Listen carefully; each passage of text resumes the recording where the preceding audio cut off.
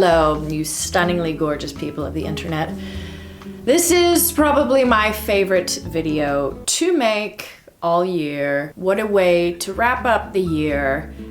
Favorite fiction books. I don't think I had the best reading experience of the year, but I did read some astonishing books, some great books that I'm happy to add to my library of novels that impressed me. What I categorize as a fantastic novel is something that moved me to the point that I always think about it. Maybe not always, but it constantly has a little memory in my head. It doesn't necessarily have to be the most profound writing, but it has to have left something with me. Something that has kind of branded itself on me and shaped my thinking for a time period. So these are the top 10.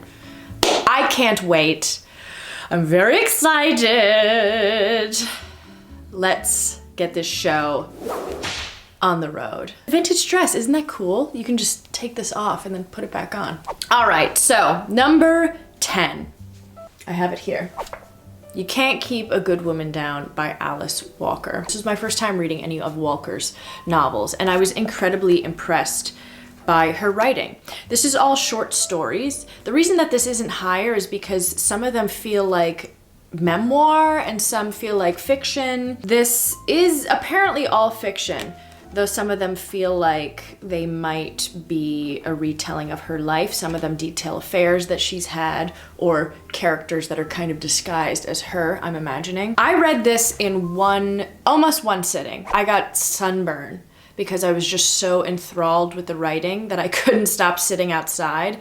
The sun was beating on me. It was a really gratifying experience, but I got some sunburn on my shoulders and a really ugly tan line. These cover a broad variety of topics from race, class, women's kind of roles in societies, lovers, haters, not really, but you know, cults even. There's a really interesting story at the end about this woman who joined a cult and these two friends reconvening in Alaska, rural Alaska, and that's a very interesting story. But this was great. A great introduction for me into Walker's writing. I don't think I talked about it really on the channel, so I'm happy to bring it to light. Number 10, really great. Had some fun. Yes, yes, yes. Let's go. Number 9. This is actually a book that I listened to on audiobook in the throes of winter last year in February. This is Sorrow and Bliss. Oh, I thought that this was a really unexpectedly fantastic read. This book is all about a woman who is kind of going through life with this unidentifiable illness and how that affects her relationships with her husband, her sister, her mother, and really within herself. What I really loved about this book was that it was humorous in a lot of places that I didn't expect it to be humorous. The characters were so well written, and just the whole narrative of the story was really, really, I don't know, just exactly what I wanted from this type of book. This was just so unexpected that I would enjoy it as much as I did. I found myself cleaning in my house, chuckling, really following along with the story. I thought it was so interesting. It's also English, so I'm gonna probably really enjoy the humor in it a lot. And I thought it was a great book. So, number 9, Sorrow and Bliss. All right. So let's get a little bit more comfortable, why don't we? I feel like I'm very like this. Number 8, the first Updike that I ever read, and that is Of the Farm by John Updike. I bought this book in like 2016, 17 maybe, I can't remember exactly. There was a Goodwill receipt in it from when I purchased it, and I brought this on a trip to Hawaii, and I was like, oh yes, I am intelligent and sound enough to read this and understand it, and I wasn't. I had it in my storage area in my closet upstairs in my childhood bedroom, and I decided to bring it back to New York City with me this year, and I'm so happy that I did. I loved this book. I've sold it already, so the novel itself, the present novel, didn't really mean too much to me, but the story has stuck with me throughout the entire year. It's all about a family and the son kind of coming back to his roots in, I think, rural Pennsylvania. He's bringing his family to stay with his mother. It's all about people leaving for the big city, the conflict that we have inside with trying to remain true to who we are growing up in these small towns, but also shedding some of that and becoming a different person within the city. This was a very tangible experience for me. This relates very, very close to who I am. Not much really happens in this book, but if it is a poignant and pertinent experience for you, you'll get something out of this, and I'm so excited to read more of Updike's writing in the future. I was totally transfixed by this, and I thought it was a fantastic read. Hot, hot, hot. Okay, and so, oh my god, we're on to number 7 already. I'm sorry, I keep on playing with my hair. I can't help it. Number 7 is The Limit by Rosalind Belbin. Wow, okay. I read this book in like July of this year, and I fell in love with it. It hit me at a time that I really needed to read it, though nothing that parallels what was going on in this book happened in my life at all. This is all about a husband and wife's relationship, and the wife is currently dying. It's showing the husband's history as a husband and the wife kind of pardoning him from the qualifications of being a husband. And it's all about the roles that we play in our relationship and the types of ideas that are associated with marriage and a relationship, and kind of trying to hold on to that till death do us part sort of thing. The writing in this was a little bit convoluted in certain parts, but I felt like it wasn't gratuitous, and I felt like it worked incredibly well within the story. It's a slim little read, but so much happens in this. It's very sensory for me. You can kind of paint exactly what the colors are and the landscape are of this novel. I loved it. I don't think that this is going to be for everyone, but it was certainly for me. Okay, and number 6. This is also a little sliver of a book. I was really successful in my little slivers of books this year. I don't know, that was what I was into. The Age of Grief by Jane Smiley. Jane Smiley is an author that I've heard a lot about. I've heard that her stories are incredibly well crafted. She's a very, very thoughtful writer, and I was excited to get into her. When I bought this, I hadn't necessarily really heard of her. I just loved the fact that this was The Age of Grief by an author named Jane Smiley. Seems like the perfect contradiction. And I just love the cover. I think that's beautiful. Anyway, this book is all short stories, and again, it's all about relationships. It's all about the lengths that will go to preserve a relationship and also the lengths that will go to kind of sever a relationship. I don't think when I first read this that I was obsessed with this book, but when I was making this end of year compilation, this book consistently stuck out in my mind. The titular story, The Age of Grief, is very impressive in the way that it's written. It's all about a husband and wife. I think they're both dentists, and the wife is having an affair, and it's all about the inner turmoil within the husband of kind of trying to process that this is happening while also trying to have a degree of ignorance to the whole situation. Again, you can understand the color scheme of this. This feels very like neutral tones, maybe a little bit of sepia, but definitely kind of like I'm looking at the field across from me as I'm filming this, and it's this beautiful yellow and kind of oat toned, and that's what these stories feel like to me.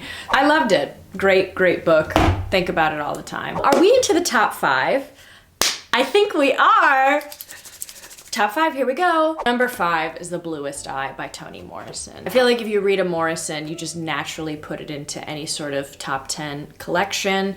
Her writing is really unparalleled. She writes about grief and understanding the world in a way that I feel like a lot of writers strive to capture, and she does it so well. It feels so organic to who she is, and this story is no different. I read this in a day. I couldn't put it down. It's so sad. It's so difficult to kind of wade through, but it's a beautiful story in its own way. This is all about a young girl. She strives to have blue eyes. It's the ultimate beauty. She's kind of deemed as ugly within her family, and it's how she is navigating life with that. Oh God, there's parts of this book that I will not forget. I wouldn't say that it's like something that brought me so much joy reading this. This is a tough read, but I think everybody can get something out of this book. It's a classic for a reason.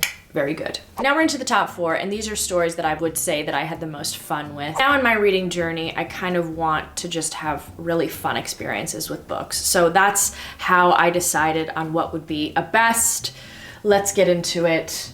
Let's go. Number 4, I actually sold the copy that I had, so I don't have it anymore, but that is White Tiger. I feel like this was a hugely popular book when it came out. I was definitely a lot younger when it first came out, so I wasn't really at that level of being able to comprehend it, so I didn't buy it. I felt like I was really late to the game when I read it this year, but wow, this book absolutely took me. I loved this book. I loved this book. This was a journey. I remember waking up every morning specifically to have a cup of coffee, sit, and enjoy this book. This is all about class, entrepreneurship, and kind of striving to break out of the chains that you were born into. Yeah, I think about this book quite often, and I had a really fun time reading this. I think it's a great story. That's what I really am looking for a lot in books. I'm looking for kind of a beginning, a middle, and an end.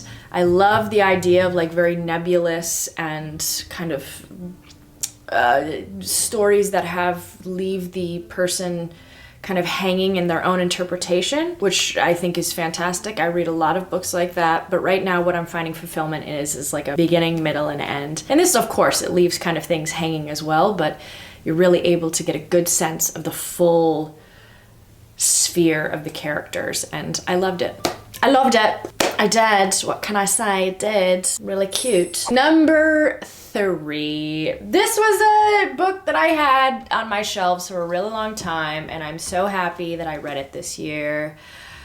What a fun, weird book. Geek Love by Catherine Dunn. This is all about a carnival family and the lengths that they will go to retain their popularity and to retain the attention of their audience. Truly a showman's novel. But beneath that, it's really looking into family dynamics, the jealousy within family, but the love within family, the undying love that we have, even though it feels like it's the most difficult thing for us to admit. This was so well crafted. Oh my God, this was such a gripping story in the way that the characters were written. You really just wanted to punch some of them sometime. They were so infuriating and silly. This is for the weirdo in your life, somebody that just loves a weird story. This is for like the American Horror Story freakazoid, and I thought that this was really great. I think the ending wasn't as strong as I wanted it to be. There's kind of like 2 parallel stories going on, the past and the present. I enjoyed the past much more than the present, but I think overall it has to be applauded how well this was written and just the length that Dunn went to make sure that this was like an epic, you know? I loved it. I think about it quite often. It's a great story. Loved it. Loved it. Okay. The top two. Number 2, The Seas by Samantha Hunt. This is such a deeply felt novel. This is such a great portrayal of girlhood, fantasies that we kind of craft in our head, and the hope that we have within us. And it's about love, attachments. It's about just this imagination and this fleeting kind of period in our life that anything is possible. I loved this. This is all about a girl and a mother living together, and this idea that mermaids exist very deeply in their history, and it takes place in like a seaside town. So naturally I'm like, yes, I see myself there. That's where I align with. I want to retire in a seaside town, or I just want to, reinvent my history and say that I was born on a rocky seashore. I love this book. I loved it. It feels like it's very, I don't know, any sort of like childhood fascination and, again, sort of like the ignorance of childhood and the beauty of childhood and kind of ultimately growing out of that. This is a really beautiful, beautiful novel. Oh, it was stunning. Definitely number 2, for sure. Something else is going to top that. How? How could that happen? But before we get into number 1, let's talk about the runners-up, the honorable mentions, why don't we? These are books that almost made the list. I loved, I cherished, I enjoyed the moment, but they weren't quite top 10 for me. So let's talk about them. The Piano Teacher. This, I would say, I was more or less fascinated that somebody could really go that deep. Norwegian Wood by Murakami. This was good. I wish I read this when I was a little bit younger though. Oh, shit, Cassandra Saw. I think that this book might have gotten a little bit more attention for its name and the cover design. That might have overshadowed a little bit of the contents of the novel, but I liked this book. This was all weird short stories, very strange, but I think at the heart of this book was pretty good writing. Yeah. And then the last honorable mention before we get into top 1, number 1, The Shining number 1, The Glutton by A.K. Blakemore. I'm about 50 pages away from finishing this, so that's why I couldn't put it on the top 10, because who knows, the last 50 pages could be catastrophic, and why would I want to do that to me? Why would I want to embarrass myself like that? Kind of feels in the vein of Geek Love, but even darker and more sinister. It just feels like it's dripping on the page. Yeah, definitely honorable mention. And then number 1. Oh my God. White Teeth by Zadie Smith. Yeah, I've talked about it a bit. Probably could have guessed it. Maybe not. Such intelligent writing, so much thought and life put into the characters. It's astonishing, and I've said it before and I'll say it again. I think she was 21 when she wrote this. 21, to have such maturity and knowledge of the world to write these characters, this multi-family saga.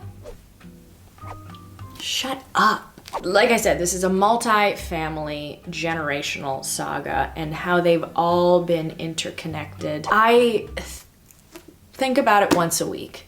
Every time I'm like, what's a good story? Oh yeah, White Teeth, that's a great story. That's a fantastic book. Zadie Smith, so intelligent, such a classy personality as well. And I think you can learn from her style of writing. It's not for everybody, but it's absolutely for me. I mean, there's not much else I can say besides it's my favorite book of the year.